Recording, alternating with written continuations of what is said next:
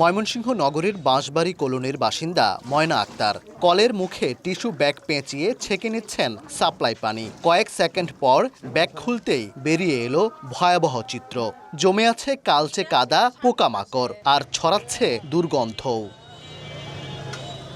প্রতি মাসে নিয়মিত বিল পরিশোধ করলেও চাহিদা মতো পানি তো মিলছেই না, বরং যা আসছে সেটিও এমন ব্যবহার অনুপযোগী। হাজারো পরিবার প্রতিদিনই একই ভোগান্তির শিকার। প্রতি মাসে বিল আসে কিন্তু পানি পাই না। এই পানিটা দিয়ে আমরা যদি কাজ করি, হাতও লাগাই, চুলকা। কার কাছে গেলে যে এটা সমাধান আসবে এটা আমাদের আসলে জানা নাই। 1869 সালে গঠিত হয় ময়মনসিংহ পৌরসভা। 2018 সালে সেটি সিটি কর্পোরেশনে উন্নীত হলেও 100 বছরের পুরনো সাপ্লাই পানির ব্যবস্থা আজও মানসম্মত হয়নি, বরং প্রতিদিনই পরিস্থিতি হচ্ছে আরও নাজুক।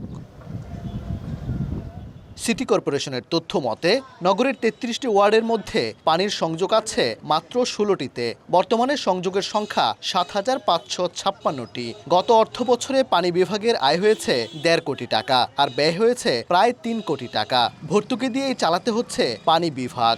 সুপেয় পানির ব্যবস্থা অবশ্যই করতে হবে। এটি যদি না করে তাহলে নগর ভবন সমস্ত নগরবাসীর কাছে প্রশ্নবিদ্ধ হয়ে যাবে। বাসিন্দাদের অভিযোগের বিষয়টি স্বীকার করেছে সিটি কর্পোরেশন। এ যেন অসহায় আত্মসমর্পণ।